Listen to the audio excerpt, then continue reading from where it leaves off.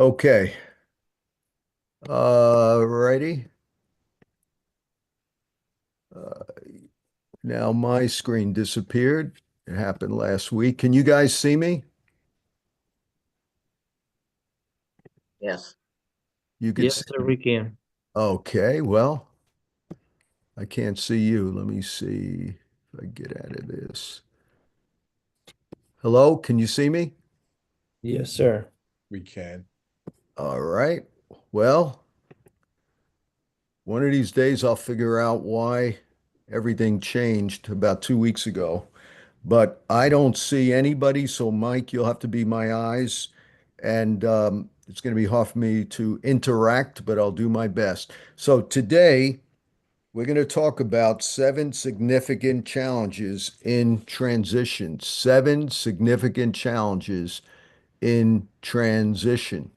And when we think about transition, we're talking about specifically today a transition when it comes to ministry, but you could apply these particular principles in any kind of transition in your life, whether it's, relational transitions, organizational transitions, or whatever. Um, we are primarily a table for those in the ecclesial realm, so we're going to utilize transitions from one ministry to another or church or whatever. And I picked Dr. Mark Sharoner and Bishop Kyle Searcy, both of them bishops, um, because both of them, along with myself, have transitioned out of leading a local church. And in my studies, which I can't claim to be an expert, but just through observation, and I think the name of the book I read was called Next. Dr. Mark probably knows that book, Next. They did extensive research on what, uh, how many of these transitions are successful and are there universal applicable principles that can be utilized for all of us to ensure a successful transition.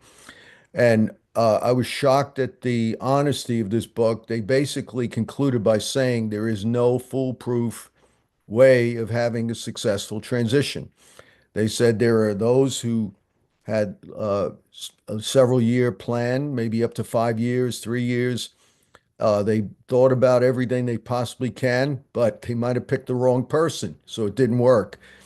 Or they utilize what we would call nepotism. They would just pick somebody because they're related to them, and that doesn't always work. Uh, and then something can happen by accident. A guy just drops dead, and somebody arises, and it becomes an incredible uh, transition to a new leader. So it's not a foolproof science. Obviously, we need to hear from the Lord. And so we're not getting into the mechanisms of that aspect of transition. We're not talking about planning for transition. We're talking about challenges in transition. Big difference. So we're assuming there is already a transition and or about a transition about to take place in this particular table. So this is not a teaching on how to transition, but on what you will or can experience. And I've transitioned out of leading our several campuses. It'll be 2 years this coming June. And I wrote this out of the context of my own experience and based on observation from others. And so every transition, Mike, I don't know if you want to show my notes and uh, you know what, Mike, you know what? Take the notes down because I want to interact with Mark and Kyle for each point, and it would be better if I didn't have that up there. Okay, I could send the notes out. So at every transition, whether personal, professional, spiritual, it has a set of challenges. And for us, it's not just moving from one phase of life to another, but about moving from one phase of our purpose or a new level of purpose and calling. So we have to understand that it has to do with a shift in purpose or a greater expression of your original purpose that God has given you. And along with this are spiritual and emotional shifts that can be very difficult to navigate. I remember when I finally transitioned out of leading the church, and I'm the kind of guy I don't micromanage, even when I am leading. I know how to move on. I don't get in anybody's way. And, I'm just there as a mentor to give advice to the pastor. But I extracted myself from certain elders' meetings and things dealing with the everyday affairs. And I'm just there in case of an emergency. So, um, if you're doing a long-term transition, you can't do it that quickly, obviously. So this was something in the making for a while. Uh, so I'm not against, you go into elders meetings, finance meetings, all that in the very beginning. But our transition was kind of mature in some ways. So when you step into something like that, I was struggling for the first month, especially the first month. I was dealing with psychological guilt because I was not uh, handling certain things and uh, not in the same rhythm I used to have. And I was wondering, I intellectually, I knew I was okay. I was obeying God. But emotionally, the way I was programmed, I was feeling weird and guilty that I'm not involved in what's going on in the church and, certain decisions, financial decisions, things with the elders, and even the pressure of the mental pressure and responsibility of handling the church. So I was going through some psychological warfare there for about a month. It got better after the second month. Now I'm fine, but I think that would probably be a normal thing. And then determining who was preaching was a big shift for me because I wasn't determining the preaching schedule. I didn't even know the preaching schedule. Uh, I was able to step in whenever I needed to. Now it's up to someone else to tell me when to step in. And so at first I was preaching once a month in each campus. And then now this year, it looks as though I'm only going to preach once a quarter in only one of the campuses. And that's what I told the new pastor who happened to be my biological son, Justin. I said, the first 2 years, I should probably preach once a month so that it doesn't trigger anybody thinking that I abandoned them and it's better for the sheep for stability. But I said, after, a few years, probably once a quarter would be best because I also don't want to be limited in what engagements I take. So that's probably what's happening now. So let me start with the first principle, and I've already alluded to it a bit in my intro. First principle of a challenge that you may face in a transition is having a hard time letting go of the past. So often our identity, even our sense of security and comfort, are tied to familiar places, roles, and relationships of our previous season. This creates an emotional attachment that makes it hard to release what once was, even when we know God is calling us to something new. As Paul encourages us in Philippians chapter 3, verse 13 and 14, he said, to forget what is behind, strain towards what is ahead. This doesn't mean that we literally forget our past, but rather that we stop allowing it to define us or hold us back from our future. We have to be willing to embrace the unknown and trust that God's plans for the future are greater than anything we experienced before. Letting go of the past is an act of faith that opens the door for new opportunities and growth. So we have to forget what is behind. So I'm going to ask Dr. Mark and Bishop Kyle to weigh in after each point. And so we'll just have a running conversation because each point is poignant. So, Dr. Mark, you transitioned how long ago? And fully, I have to be careful because this is live stream. In New York, when you say you transitioned, it can mean something else. We're talking about transitioning into a new ministry for those who want to take a clip out of context. So, well, given I'm a dysfunctional New York Italian, anything's possible, right? Especially these days. But in our journey toward transition was about 3 years. Misty's been with me for 17 years, Mario for 15. And so in October at our anniversary conference, we officially laid hands on them. But I had progressively moved us there over the course of the last 3 years. And I did it, obviously all of us are familiar with William Bridges in terms of his model on transitioning all the way back to the late 80s and the 90s. But by the time I got to this season of my life, I did it in a very subtle way, but in a very, I borrowed all those concepts, but I wanted the house to really feel safe and secure. And so I layered over the last 3 years how that was going to happen. The challenge for me, and I know, Joe, you and I talked about that transition period for you.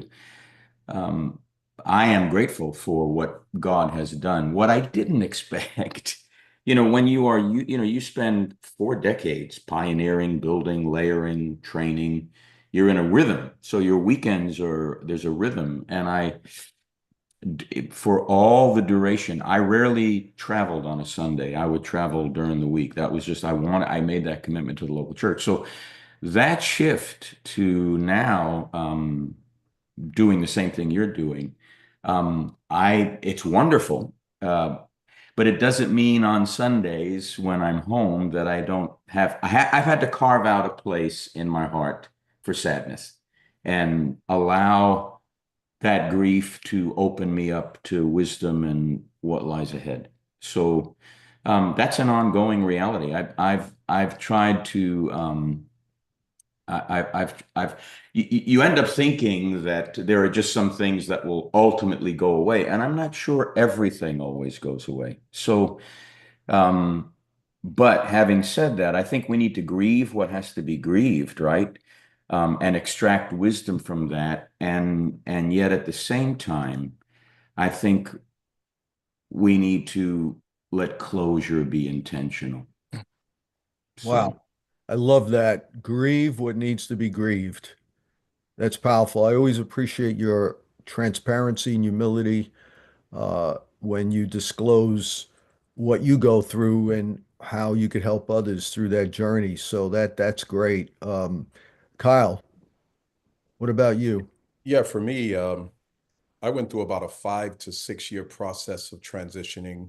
When I was 50, I knew that by the time I was 58, somewhere around there, that it would be time to transition.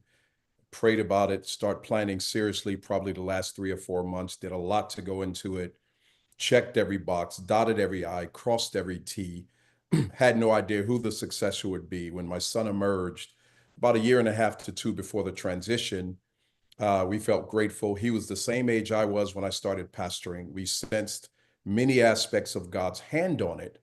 And I was incredibly diligent for the 5 to 6 years in the transition. So I thought everything would just be incredible. And there would be no aspects of emotional, mental, or physical reality that I would go through. So after the transition service, the next 2 days, I go out and pray. I walk around my neighborhood and pray. So the first 2 days, I was just grateful. I was thanking God, just appreciating him for a transition that he was in and everything going well and God bearing witness to it. The third day, I went out to pray, and it was a little bit more praise and celebration and just appreciating God. But at the end of it, when I was getting ready to go and I was just rounding up, Lord, just thank you so much in Jesus' name, he spoke to me clear as day and he said, son, you have to let go. And I said, yes, sir. Yes, sir. I already did. So when I was up there laying hands on my son, in my heart, in my spirit, I was projecting everything I had to him. It just in my mind, I'm like, God, the anointing, the wisdom, everything you've given me, I release it to this young man. And I was making an intentional effort to give him whatever it's possible to give in the spirit and release everything to him. So when God said to me, son, you have to let go, I said, yes, sir. Yes, sir. I already did.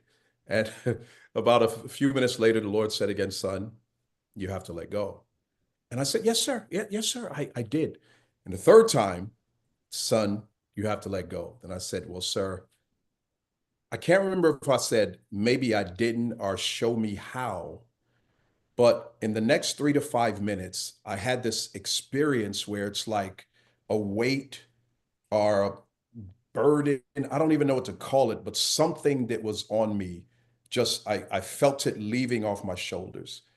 And for the first time in a number of years that I can remember, it's like I'm back in the garden with just me and God. It was a very unique situation. And I had a real sense of now it's just me and you without all of the encumbrances or without all of the things that had to happen. So that was a pretty significant encounter. It was really an encounter. And that set me in a place where, again, I thought that everything was going to be fine. So I was incredibly surprised several weeks into the transition when I began to encounter a significant loss of a sense of value, just worth in a sense. I was shocked by it. And I was like, man, what is this? So I'm looking at everything that by the grace of God I built, in the grace of God, my wife and I and the team around us built for the last 30 years, grateful about a transition, knowing God's in it. But now I'm sitting down, not even going up on stage doing communion or an offering or anything. I just sat and I just wrestled with this loss of a sense of value. Now, some of you on this call might be a little bit more spiritual than I. You might be more, let me see some of Joe's words, theosis and whatever, all those. You might be further along your journey than I am, but I have not been able to divorce a certain sense of value in my life from what I'm able to contribute. Now, I've talked to people over the years, listened to sermons, and heard people talk about their identity being in Christ alone and God alone. And I have cultivated the last 20 years of a relationship of intimacy with God. My background was big on that. And I'm pretty settled in the fact that I'm a son. I know I'm loved by God. I'm settled in the fact that I'm part of the bride. And my relationship with God in terms of intimacy is solid. But there is something, I believe it's God ordained, maybe not, maybe it's something I need to grow out of, that part of my value is based on what I'm able to contribute. The Bible's not just a book of relationship, it's a book of fruit. We're going to be judged before the judgment seat of Christ by what we've done in our body. And, I can just take you through scriptures, the parable of the talents where you take two and multiply. So when I'm there and not valuing anything, God shut me down for about 8 months where I wasn't doing ministry, wasn't doing anything in church. And I wrestled with a sense of value. I prayed my way out of it in about a month and a half where it was no longer there, but I did have that tremendous sense of wrestling with just a sense of worth and value. So I'll just stop there, Joe. Wow. Wow. Well, we could just stay on that point and deal with the psychological aspects of being a human being or human doer or what it means to be both. But let's move on to the next point. Both of you are amazing. And my closest friends in the world, you guys represent people I really trust. So let's go on to something else. Another thing is others have a hard time letting go. So you may have a hard time letting go, but what about other people? So sometimes it's not just us who struggle, but it could be family, friends, colleagues, people closer to us. In this case, members of the church. Uh, and it can create tension and confusion, uh, especially if those in your inner circle don't understand why you're moving in a new direction or why things can't stay the same or the way they are. And then you may have even a spouse. You might have people very, very close to you who intellectually uh, know, what you're called to do or believe that you're doing the right thing, but emotionally they can't let go because their proximity to you gave them power in the local context, and they don't have that same power or voice anymore. So that's pretty significant. That happens. So, Dr. Mark, what say you? Yeah, these are all so vital to our awareness of just the dynamics that take place Because transition is never just about us, right? It's about those we're leading, and trust is not automatic. We build trust through consistency, we build trust through clarity, and we build trust through honor. And one of the things I intentionally did always with Mario and Misty from all the way back, I've always honored and blessed them publicly and privately. That's been part of, um, there was a day, the older you get, the more you become, at least for me, the older I got, the more I realized how much I needed to give affirmation because I needed it and I would give it. But somehow, if we can publicly bless those that we are moving into those positions of responsibility long before they get there, we are we're building trust. And as I look back now over even the last 5 years, the more opportunities I gave to Mario to be in the pulpit, the more I realized the wisdom of God and how he was being shaped, and I would constantly just affirm the content, the delivery, his essence. That when Kyle was talking about, in the coaching world, and as you know, I've spent 30,000 hours of the last 30 years in the coaching profession. But in coaching, we coach to both essence and performance, because yes, we're human beings, but we also are human beings that are called to accomplish things. And so those creative dynamics and the tension between them, that's a balancing act. And we never want to ever think that we're going to get to a place where that creative tension is going to be gone. Even to the day that we die, all of that is going to be part of our human makeup, our humanness. So the dynamic of recognizing the ways in which trust is developed and how we steer the house in that direction. We also have to, in that, I would say, honor the past while making room and space for the future. And then give people room to process. And people processed, and we didn't think processing was abnormal. We let the processing take place. We let people work through what they had to work through. And I think what the people see now is that there's no power plays. Like when I'm not out traveling, I'm home in that congregation as a member of that house, sitting on the front row, celebrating what God is doing, and counting it a privilege just to be there. And the people see that there's a silent witness by my presence, that there's no power grab. They know I'm bishop. I mean, I'm dad. I built the house, but there's a sense in which they feel really safe in the hands of Mario and Misty, and they're really deeply impacted that because look, we live in a day of toxic leadership. We're watching this whole thing unravel, and people need to see healthy transition. So anyway, that's about what I would weigh in on that, Joe. Yeah, good stuff. What about you, Kyle? About others having a hard time letting go? Yeah, and I think because we recognize the human propensity to latch on, because our brains are actually wired to, in some ways, resist change. If you really think about it, our brains amplify that which causes you stress and fear and highs. When we have highs, dopamine is released. It reinforces that thought. Whenever we have fear and anxiety, the amygdala produces a reinforcing of that. So our brains are going to warn us of past pains. Our brains are going to remind us of pleasures, and all of those relationships and all of those things are tied up, and it makes it difficult for people to let go. So I think recognizing that should cause us to have wisdom in transition. It's a lot easier for leaders who have vision to see things that people have to begin to feel and experience. So whenever you're running a relay race, there's a period of time where the two run with the baton together.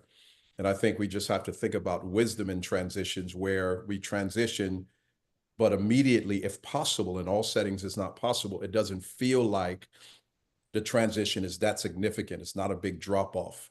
One person of a large church just announced the transition. And right after he announced it, he said, "Hey, I'm still going to be here. In fact, I'm launching a series for the next, I think, 3 or 4 or 5 months." So he transitioned that Sunday, but says for the next 3 months, I'm going to be here preaching this particular series, which made people feel like, okay, so it's more of a gentle handoff that gives people a chance to allow their emotions to process into it. I did a similar thing in Montgomery, and that helped the people significantly. Wow. Great, great insights. Um, Here's a third challenge. Those close to you don't discern your new season. So one of the most painful challenges of transition is when those closest to you don't discern what you're stepping into. They may still see you through the lens of your previous roles, experiences, or capabilities, failing to recognize the new level of responsibility or calling God is placing upon your life. This can lead to misunderstanding, isolation, even feelings of rejection. Even when Jesus began his public ministry, many of his family members and hometown friends didn't recognize his new season. We see that in John chapter 7. This is why it's essential to stay grounded in God's voice and trust his leading, even when others don't fully understand.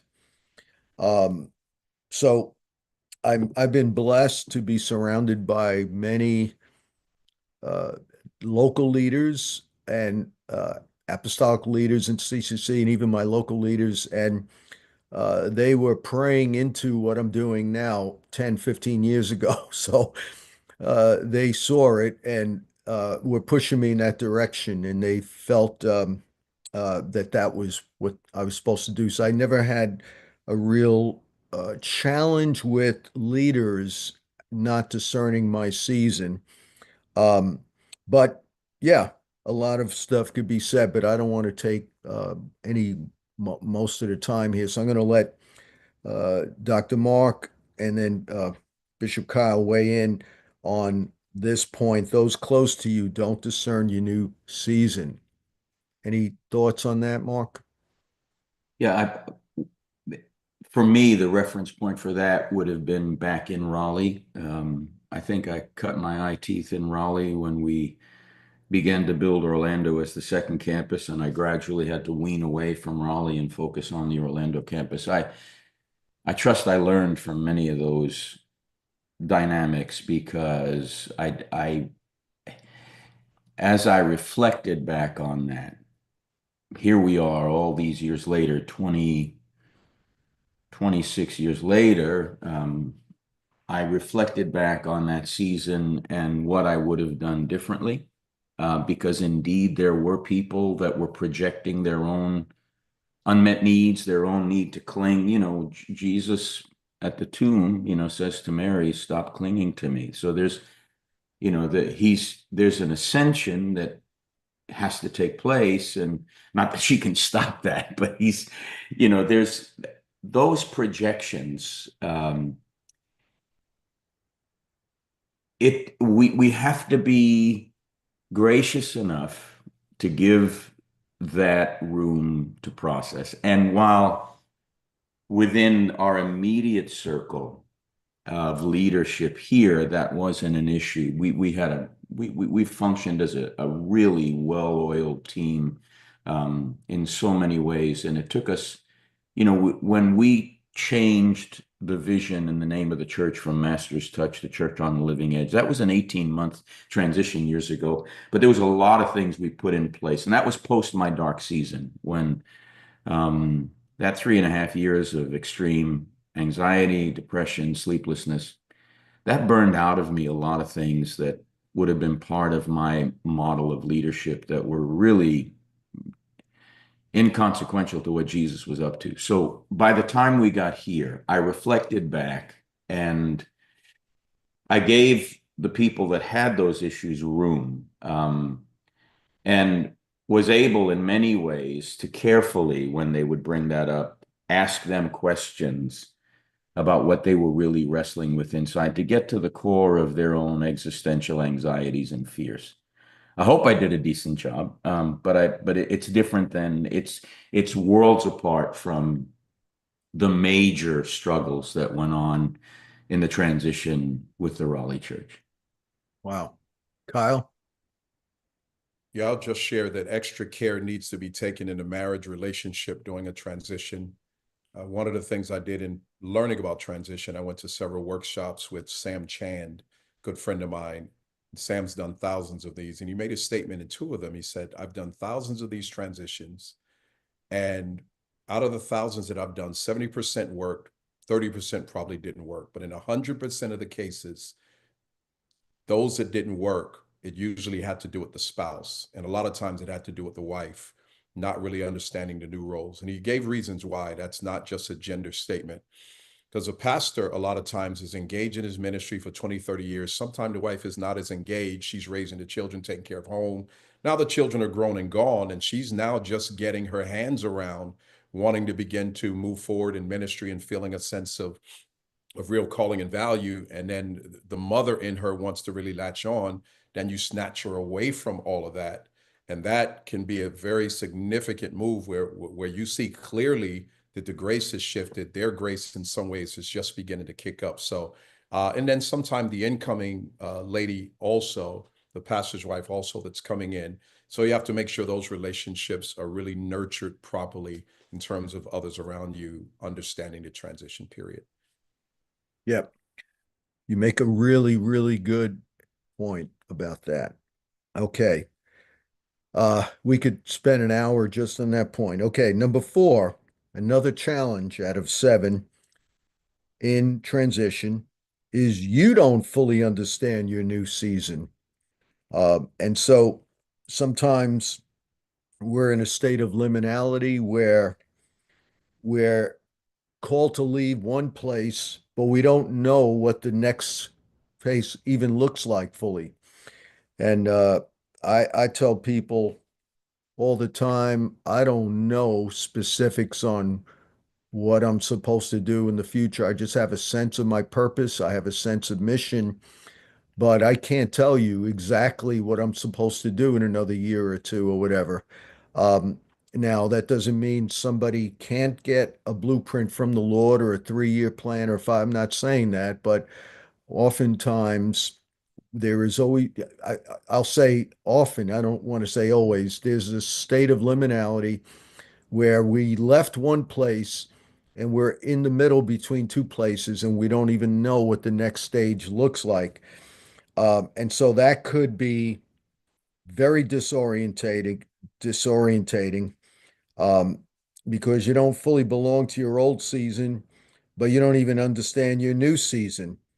And I remember when I transitioned out of the church and I knew I already had, CCC and ICAL. I was, and still am the ambassador, global ambassador, and I have responsibilities there, but I didn't fully understand what I was called to do. And I can't say I fully understand that now. And I remember asking a close friend of mine who doesn't live in the States, and I said, just help me define who is Joseph Mattera. What am I supposed to be doing? And because I wanted an objective answer from somebody who isn't in proximity to me the way everyone else is in, let's say CCC or something. So I really value the opinion of other people. At the end of the day, you got to know what God is saying. I don't have that sense of liminality as strong as I did 2 years ago or a year ago because things are becoming more clear. And some of, close friends around me are getting, pictures about things I'm supposed to be doing that is helping me. So, but I think that's a really challenging state. And man, there's so much we could say about that. So, Mark, what do you say about the state of liminality? Yeah, I've talked a lot about liminality. I've written about it. In the world of lifespan development and psychology, if we look at the decade orientations, moving through the decades, there are all sorts of psychological dynamics that all of us go through. But at the end and the beginning of a decade, that 3 years prior into is generally a space of transition. And ironically, my transition began at 67 when I got the PhD and was finished with school. And at 70, we turned the church over. And clearly, I was in liminal space and still am in some ways in liminal space. That we never, I call it a territory without maps. And one thing I've had to do is get in touch with the deeper, more unconscious realities that govern us that we need to become conscious of. So when David says in Psalm 139, "You've searched me and known me, you know my down sitting," he goes there. But then in the middle, he's going through real struggles in his life, right? He's got physical enemies, he's got spiritual enemies, he's wondering where he is. So at the end, he says, "Lord, search me and know me, try me and know my anxious thoughts and see if there be any here." So David is essentially in a liminal space, and he knows there's aspects of himself he cannot fully get to until he owns the anxiety from having crossed that threshold. We never enter into new territory without crossing a threshold, and the threshold always involves anxiety. So we are in liminal space, and I have often said I'm in a territory without maps. It's getting more clear now, but three things. Because of the anxiety I had, and because I went through a really profoundly dark season with anxiety, I don't react to it the way I used to, and it's not as intense as it was, thank the Lord. But what I've discovered within existential psychology and within depth psychology, because at the core of our being, we think in metaphors and images, I began to pay attention to my dreams more carefully. And the Lord has been really faithful in inviting me to get in contact with what's going on at a deeper level. But there's this cord of three strands: anxiety, ambiguity, and ambivalence. And at a mature level, if we can manage the anxiety in a healthy way, we live in the creative tension between ambivalence and ambiguity while we're waiting for clarity to emerge. Clarity doesn't come overnight. Clarity takes time. Moses is on the backside of the desert for 40 years until he is far enough removed from where he has been to enter into an era he's never been into. So that liminal space of that 40 years becomes essential to his preparation. He's in a territory without maps. And so for me, and I'll just be really transparent, there was enough that was going on in my life that was demanded attention when I finished the PhD. I had developed a really close relationship with a Christian depth psychologist who's become a mentor. And I've studied Jung for 40 years. I've been very careful how I integrate depth psychology with theology. I've been very meticulous about that, very careful, very aware of how to do that well and how not to violate in such a way that theology is not overshadowed by psychology. But one of the things that helped me is that I have developed a very close relationship with this depth psychologist, and every 2 weeks we have a conversation. And so just when we are in liminal space, where Bridges says we're in that nowhere between a former somewhere that we can't go back to and a new somewhere we don't know where it is yet, and we can never get through that space alone. We always need someone to help pull us through that. And I've known that for years and years, and I've applied that in mentoring with people. So I realized I had enough recognition in myself to know I don't want to go through this alone. And so I developed a really close, trusting relationship with an 85-year-old depth psychologist who loves the Lord. And he's just been a sounding board, and it's been really great. And he's helped me work through my dreams because he's a Jungian analyst, and helped me work through all the emotions that go along with it. And so clarity is a process of coming, and I'm grateful for that because I don't know that any of us wants to try to, I mean, unless you're a genius and know how to be so self-aware that you don't need any input from anybody else. I'm going to be just honest and let you know I need help getting to where I'm going, and I'm not ashamed to say when I know how to ask for help when I need it. Amen. You and me both. I definitely need help in where I'm going.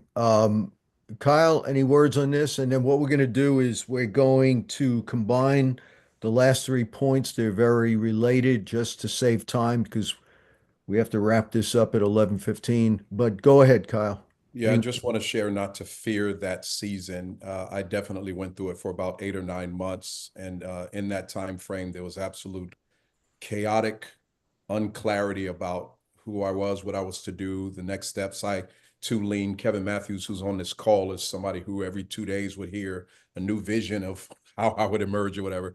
He helped me walk through this in a significant way. But I've realized that it is one of the most valuable things that you could ever encounter. And so I just share not to fear that season. It kind of reminds me of a story of a guy who had trees, I think somewhere out in the deserts of California. And when others were watering their trees, he would only water his trees a little bit. And his trees would look different from everybody else's. Theirs would be nice and green. His would be somewhat brown, but still alive. And he would deny them a significant amount of water. And one day there was a drought. And when the drought came, everyone else's trees died, but his trees were flourishing. And his neighbors came by and said, man, what's going on? He said, well, when you guys were flourishing with abundant water, I was denying mine. So I forced the roots of my trees to go deeper to find water. And because there's drought now, my trees have deeper roots than yours. That liminal season forces you to find deeper roots in who you really are, what you're really about, who you're really called to be in God. And when you emerge and begin emerging from that, it's at a very safe, much more secure place. So just encourage you not to fear that season. God's with you in it every step of the way. Wow. Wow. Both of you giving profound wisdom to all of us. The next point, uh, practical point, sometimes in this transition, not only do you not know how to strategize or what's next in your natural wisdom, but you're not even sure where the money is coming from or where the resources are going to be. And I remember even speaking to Dr. Mark about this a year and a half ago, because there was an adjustment in what the church was giving me because their own budget couldn't continue to give me the same benefits and salary I used to get. Um, and I didn't know how I was going to pay my mortgage and what I was going to do moving forward. And I remember Mark said to me, Joe, don't worry about it. God's got you. Your mortgage will be paid. He's not leaving you. God's getting you through this season. And uh, and I remember at one point I was in a tough spot with the finances because of this adjustment, and out of nowhere, somebody sent me a check for $25,000. And and just that day or the day before, I was like in a place of believing God. I said, God, I'm not worried. I'm not going to be anxious. I'm trusting you've got me.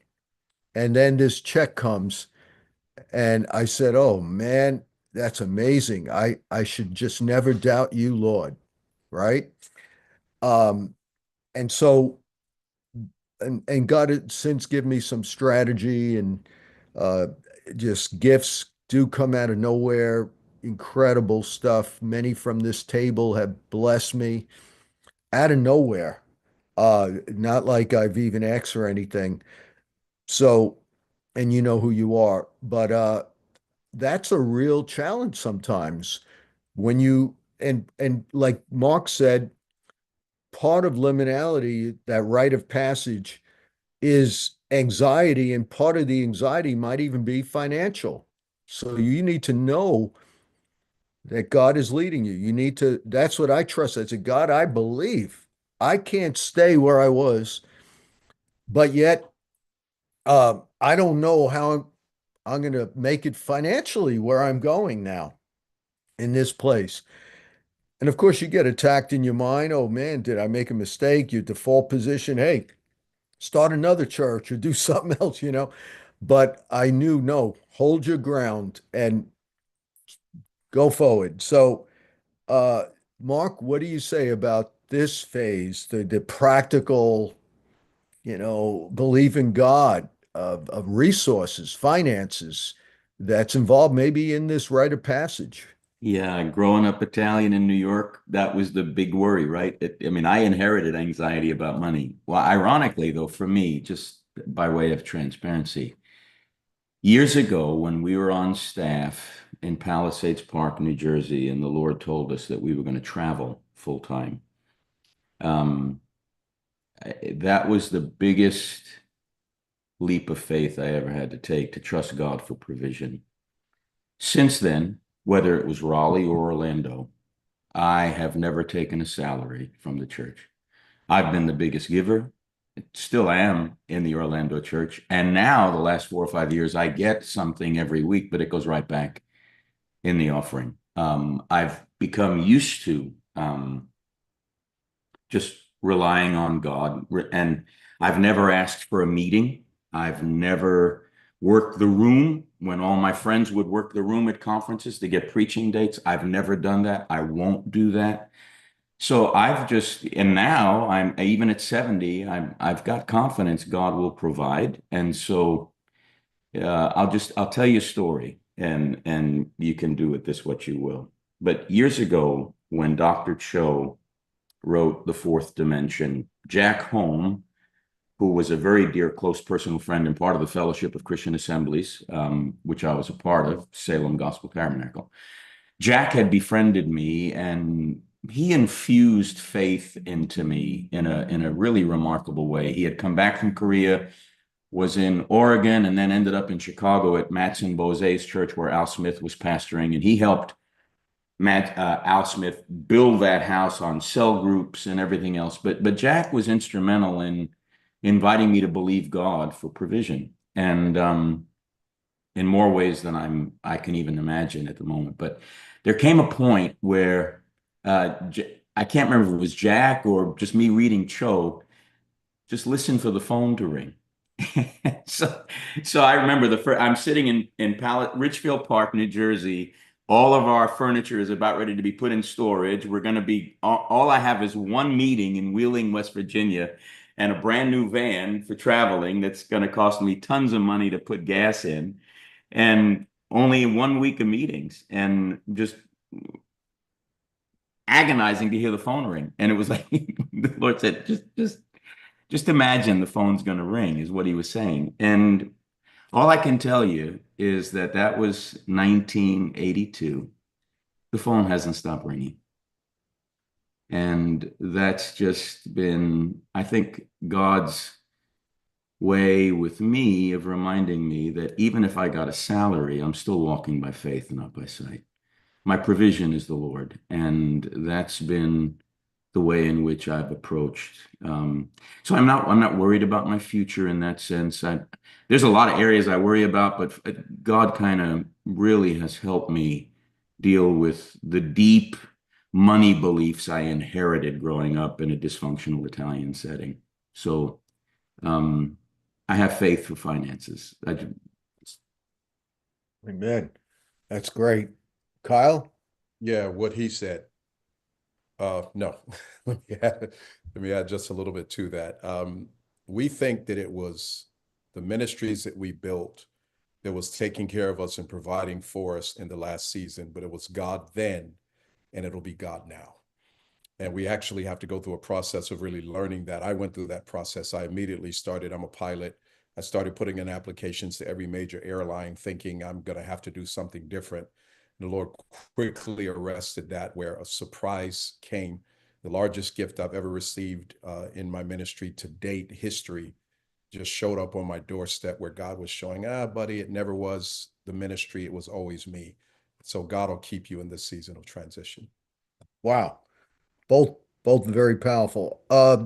Two last points that I'm going to put together. In transition, unless your transition is to retire, which is also a last possible phase for some. So we're not belittling that. But assuming the transition is to something with more responsibility, you're going to have the 6 point. Another challenge is a higher level of pressure in this new season and a higher level of spiritual warfare and resistance. And uh, and so I looked at my 40 years pastoring as preparation for what I'm doing now. And we all know that pastoring a church is filled with a lot of pressure, stress, and you got to believe God for everything, and then you got to walk in strategy and all that. And I knew that the new phase I was going to walk in was going to have a different set of challenges. I remember one time a spirit of prayer came on me in the late 90s, and I had a deep travail for 3 to 8 hours a day. I had to alter my schedule, tell my secretary, don't schedule anything until late in the afternoon because I can't even talk to somebody. And that lasted for 3 years, from January 2nd, 1998, I think it started, to January 2nd, the year 2000. 3 years straight to the day it stopped. Um, and while I was in the midst of that, I didn't even know I was praying and groaning about. I thought it was for revival and awakening, and it was. And it probably had to do with 9/11 too, and I didn't realize the looming danger. We had a sense there was a looming danger. If you read my book, Travail to Prevail, you would think I wrote the book after 9/11, but I wrote it in 98 before 9/11. So the prophetic intercessors all knew something was coming. So part of it was that. But then I said, Lord, what else? What am I groaning about? And he said something so profound. He said, you are exchanging devils because I'm taking you out of hiding. And he was showing me that I was going to have a more public ministry uh, starting in the 2000s. And so I was getting ready for a greater spiritual depth and rootedness in the Lord that could handle more demonic resistance.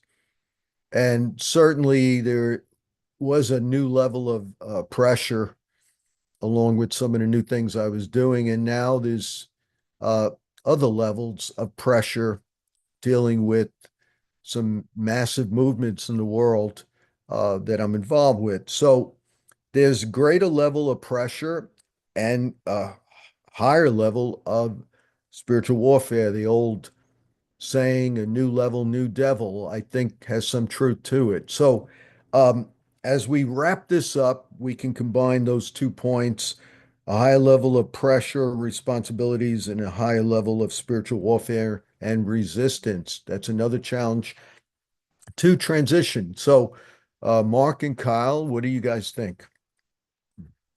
You know, it's interesting. I'll make this as brief as I can. If I look back at my history, and I've had to reflect back on it quite a bit lately, I was on the Apostolic Council for Azusa with Carlton. I was one of the 3 founding pastors of the International Congress of Local Churches with Donnie Mears and Luther Blackwell. Both conferences built to a sizable amount to reach pastors. And we had a lot of zeal back in those days. We made these covenant commitments to one another that we would walk out our lives together. Well, that never happened because life happens. And the world has so radically changed that whatever I envisioned in my 40s for the church to be like now that I'm 70, all of that got shattered and destroyed in the last decade and a half. So I didn't expect to be here. And here for me includes what I used to listen to when Judson Cornwall and Bob Mumford and others back in my generation would talk about in terms of the burden of the Lord. And with all the abuses of the prophetic and with all the ways in which there's been a conflation of the gospel with ideology, I have had to allow the weight of the burden of the Lord to hit me in a way I never expected. So I carry a lot of sadness for the body of Christ, and as a bishop of the church, I feel a certain responsibility. So part of where I am, Joe, and for the sake of all the men and women of God that are on, I'm having to discern what do I say and how do I say it in love and wisdom and build from a place of empathy, raise questions that can invite reflection, because we are in such a desperate place that when we talk about the global outpouring of the Spirit right now, because of what's happening globally, because of the way within 8 seconds you can put something on social media and it can reach the whole world, there are so many competing ideologies proclaiming Jesus in the middle of those ideologies that we have our work cut out for us. And so there is warfare that's tied to that. There's also the burden of the Lord. And I think it's a sobering reality that all of us that love the church, love God's people, love the move of God, we're going to have to navigate these waters with wisdom and stay true to the apostolic preaching of the cross, and in some way summon the emerging generations to recognize the dangers of consumer Christianity and all the toxic ways in which toxic systems have produced toxic leaders. And so with that, for me, there comes a sadness. I'll go to bed at night with sadness. I'll wake up weeping. That's kind of where I'm at from a perspective of how I see what's emerging. So at some level, I didn't expect to be here at this season. I thought it was going to be a whole different world I was going to be a part of. So I'm learning how to adjust. Wow. Deep, deep stuff. Wow. Kyle? Yeah, I think part of the warfare is also in that season of uncertainty. The enemy tries to define your certainty in a demonic way. He'll try to imprint his agenda on your mind. So I do think that the enemy recognizes the in-between, the liminal space that we're in, and he tries to push things and establish things, and frankly, sow seeds that will manifest in the harvest in days ahead. So we have to be aware of that. It's interesting, at the beginning of my season, right before I entered into it, the Lord just showed clearly, as he always does, the plans of the enemy and strategies of the enemy to beware of during this season. So I think just that liminality alone causes the enemy to try to push those buttons. I could share instances throughout scripture where that's a reality. So a transition season does produce, I don't want to say more warfare, because the truth is there's a consistency of warfare I've always encountered as long as I've been a believer. But I think the strategy becomes different because the season we're in becomes different. But the same God who kept us in the previous season can keep us in this season. But we do need to be aware and have our eyes open. Do you want to share the book you wrote? Sure. Can I share my screen, please? It's already your co-host, so I'm go. co-host. Good. I always knew I'd be somebody. Let's You see. were elevated. Wow. You transitioned. You were elevated today. I'm elevated. Wonderful. Let me see how I can get this here. All right. Share. Oop. All right. Can everybody see my screen? I'm glad you put my church in that title. Why is that? If you just said how I successfully transitioned, Oh, okay. So there's a book I wrote. Let me try to get back to that last screen on, it's going the wrong way. Give me a second here. Let me do that again. 1 second here. Okay. How do I go back? Yeah. So there's a book I wrote on how I successfully transitioned my church. What I wanted to do in this book is be incredibly practical. I just wanted to offer help to anybody that's out there. So what I did is just put down how I did it, just my journey. Chapter 1, the inevitability of succession. You're going to have to succeed one way or another. Transition, succession versus transition. The first steps I took, the phased approach that I took, how I developed the incoming pastor, the leadership lessons I did, when I met with them, what I did, the actual transition service, how I structured it, what I said, what I didn't say, why I said it. Chapter 7 and 8 are chapters I really love. It's just my experience, things I've learned about transition. Chapter 8, what I would do differently if I had to do it all over again.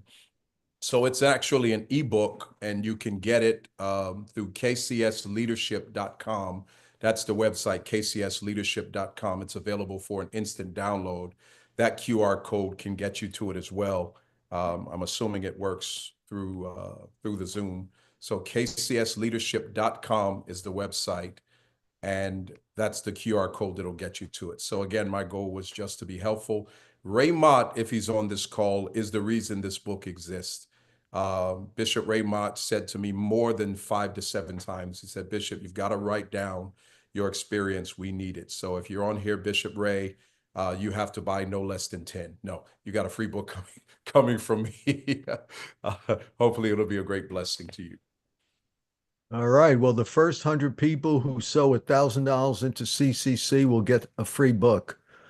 Oh, I thought you said 10,000. You reduced it. Oh, I want to extend the time. I normally end it by 11:15, but if anybody, I think this is so important. We'll give it another 10 minutes. If Mark has to go, of course, but I want to open it up for questions or comments, especially if you have questions for one of the three of us. Anybody?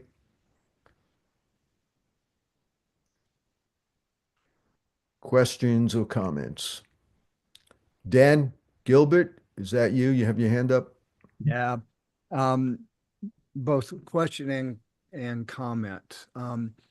Transitioning, I think what I heard from all of you, and here's my question, is when your spouse or your children or child, for me, are struggling with that transition from being a pastor's wife, this happened, to no longer be a pastor's wife, but a professor's wife that didn't have any really role.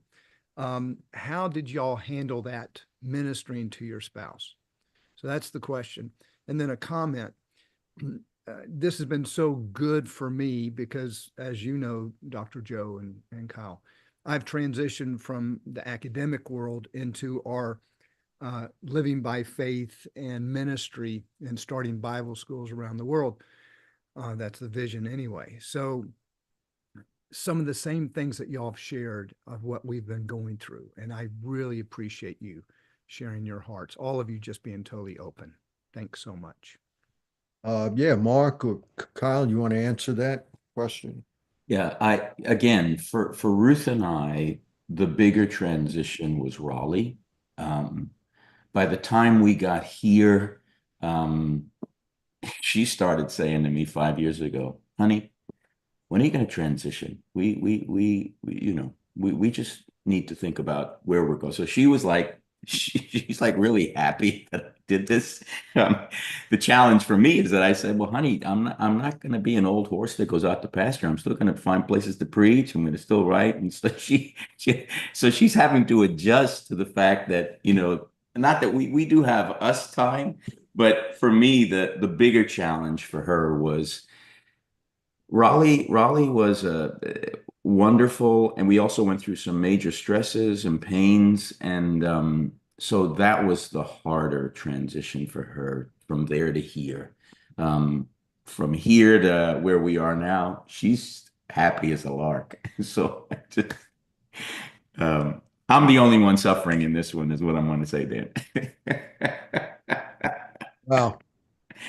Kyle, anything else to add?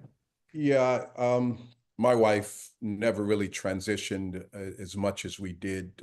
She still cares for the members of the church like she did. She has her own ministry that's 5,000 women across the world that she does. So she never really felt a real sense of transition. But anytime there's transition with any person, it's the same thing where you deal with a loved one who lost someone. A lot of hugs, a lot of time, a lot of understanding. A lot of patience through the process of finding the next are things that help every transition. Wow. Wow. Okay, Raul Burgos has his hand up. Yeah, mine is a quick comment, and it's in line of the last comment and question by Dr. Gilbert. I am ready to transition, but my wife is not. I'm dying to transition. And I can't figure this one out. I never felt so trapped in a decision. I'm very pragmatic, but this is one I can't figure out. So just go by saying this. I think it's a sport that maybe one day we can just dedicate I don't know, maybe a whole day, because this is definitely where I'm at. I appreciate everyone's comment and input on it.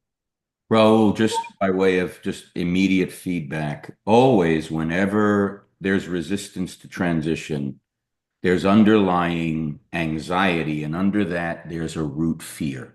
So anxiety is the logical mind's attempt to resolve the underlying fear. The anxieties are what ifs, but they're always tethered to some sort of an unobvious, unconscious fear. If there's a way you can come alongside your wife and help her explore what she's afraid of, that can help loosen it up a bit.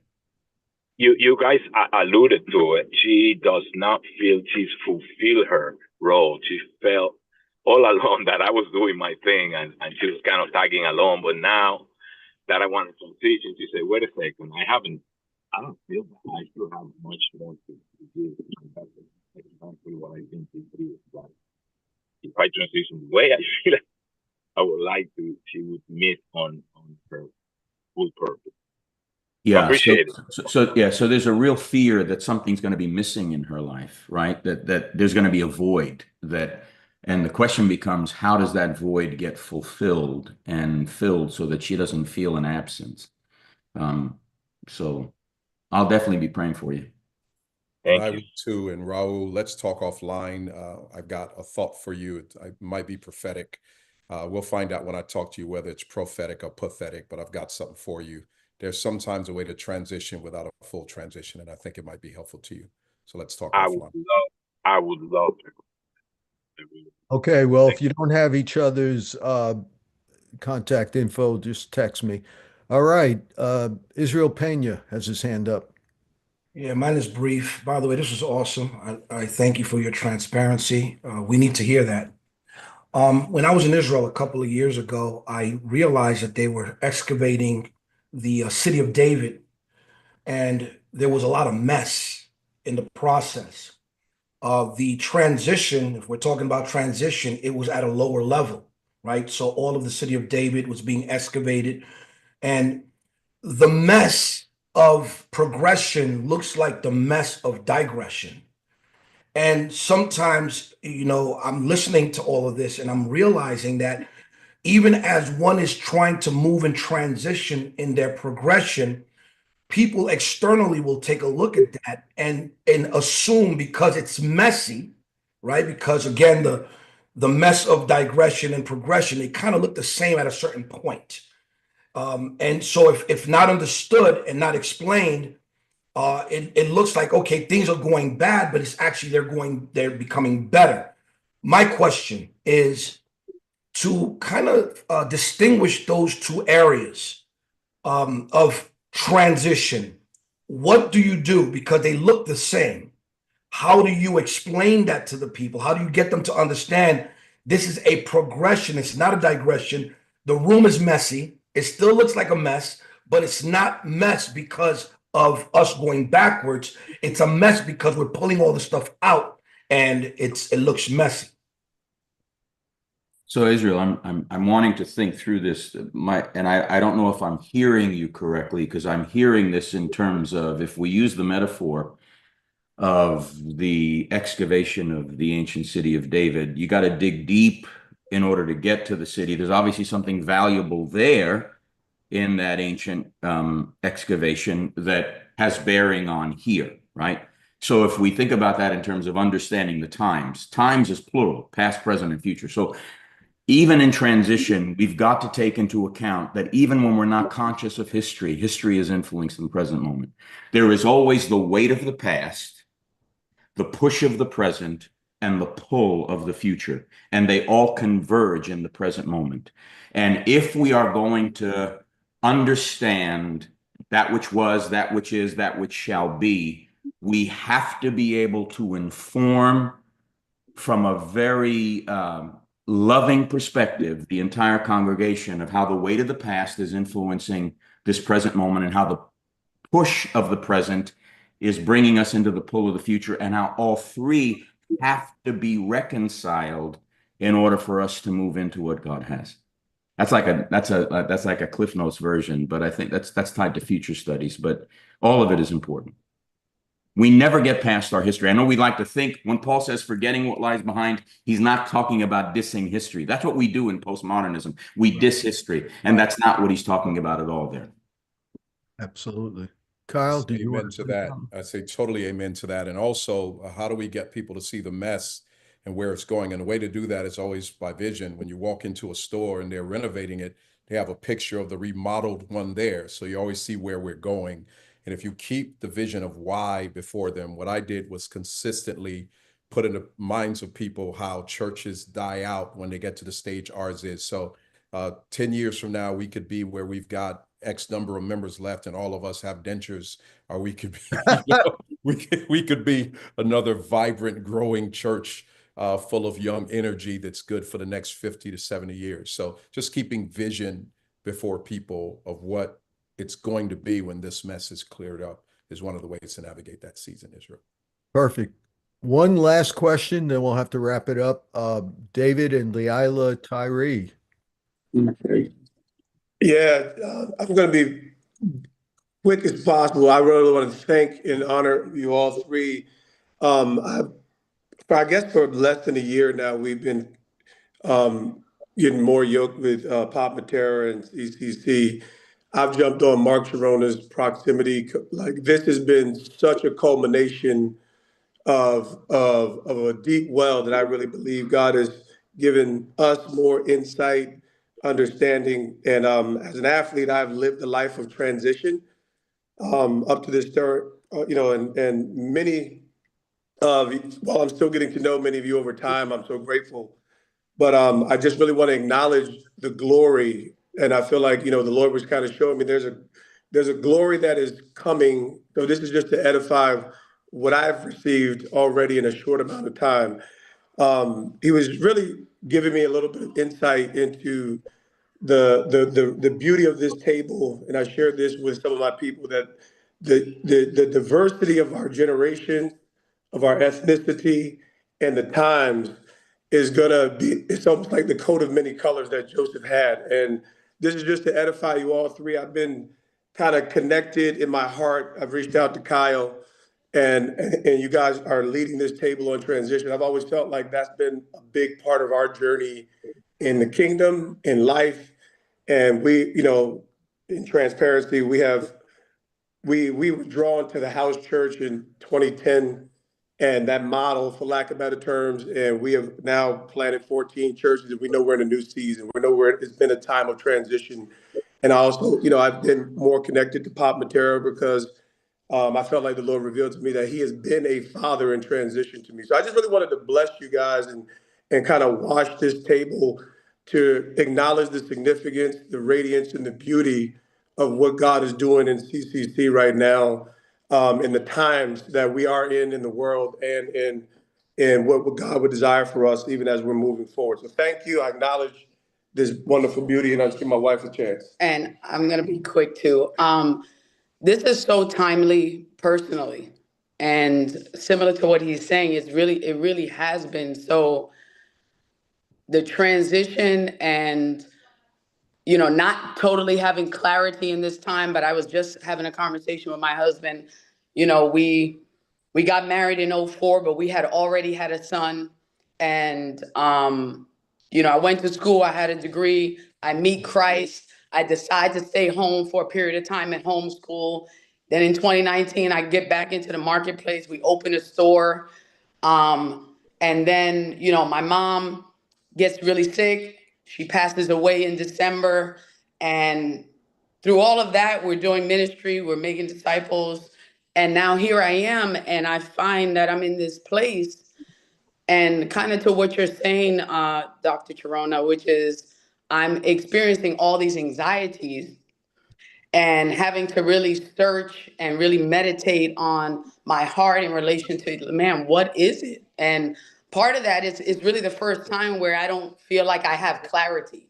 I can't see what's ahead or what I'm kind of clinging to. I'm the type of person that, like if I know where I'm going, then I can move that direction. I can go that way. And I feel honestly, the anxiety is this sense of uselessness, to be perfectly honest. Like I feel so useless and it's terrifying. And I'm just, I've been giving myself to the Lord, to the word of God. And I really just want to know, like, how should I really be positioning myself in this time so that I can maximize the time? And, I really don't want to be here anymore. So, that's my question. Thank y'all. Well, Mark or Kyle, any comment on especially what Leila was saying? Sounds like a I Florida. I think I would encourage the positioning is an internal posture, right? It's a place of trust. It's a childlike trust. It's a place of openness. And I think we need to pay attention to three voices and how they interfere with that still small voice. The voice of fear, the voice of judgment, and the voice of cynicism. All three voices are part of that inner critical voice. The enemy uses them, but they're our voice as well, right? It's not always easy to discern, this is the devil, this is me, because we can really beat ourselves up. We're really good at judging. We're really good at being cynical. We're really good at being fearful. And those three voices, we have to learn how to discern them more subtly as we grow, and learn how to observe them and recognize where they're trying to take us, and always come back to a center of the silence, capital S, that is the still small voice. That would be the internal posture that I would say would be a way to approach moving forward. Yeah, I would totally agree with that. I just saw a picture of you, Sister Tyree, and you were just sort of in the hands of the Lord. He had you cuddled, almost like a parent would cuddle a child. And there are just some things happening where it's a season of trust. So denying those voices that are speaking into the season and letting God fully have his way with you. There's some things that are happening that are so wonderful. When your eyes open, you'll understand that this season hurts so good. The Lord's doing some very significant things in you and with you during this season. Kyle, why don't you pray for the Tyrees as we close, and then just pray in general for this table? Go Well, ahead. I'm so grateful for your love for us, the fact that you're miles ahead of us, light years ahead of us. You always declare the end from the beginning. So the things that we agonize over, the things that we wrestle with, the things that we are unsure of, the space we call liminal is not that with you. You know, you've already decided, declared, you always see. So Father, as you're walking with us through these uncertain seasons, may your grace be plentiful. We bring Brother Tyree before you, Sister Tyree before you. We thank you for the season they're in. Thank you for all the transitions they've navigated. And you've been the same God in every transition. And as we look back, God, you've been faithful throughout every transition, and you're faithful in this transition. But we ask you to bring clarity, bring direction, finish what you're doing, finish the process, but bring clarity and bring direction. We thank you that we always emerge better when we stay connected to you and in you. Transition, God, from the enemy's standpoint is about a loss of faith. When you said to Peter, Satan has desired to have you, but I pray that your faith will not fail. So God, let all of us keep our faith strong in these processes of uncertainty, difficulty, faith in you, faith in the future, faith that you've already worked something out that we're walking toward, and faith that he who began a good work in us will complete it unto the end. We thank you. We give you praise. We honor you. In Jesus' name, amen. Wow, what a great table as usual. My thanks to my dear, dear friends, Dr. Mark and Bishop Kyle, and all of you as we do life together. We try to meet at least twice a year, but these weekly Zooms are also phenomenal. So thank you all for being. Amen. Yes. Take your mutes off and just say goodbye. Thanks, guys. Thank you. Appreciate Thank you. much. Kyle. God bless you all. Thank you so much. Thank you. Bless everybody. Awesome Thank you. table. Hey, Isla, Thank it's you. good to Thank see you. both. Great. Thank you. Bye. Amen. Blessings all. Appreciate it. God bless you. Blessings, everyone. Bless Thank you you so all. much. Thank you. God bless. Bye-bye. Okay. That's a wrap. Can't hear me.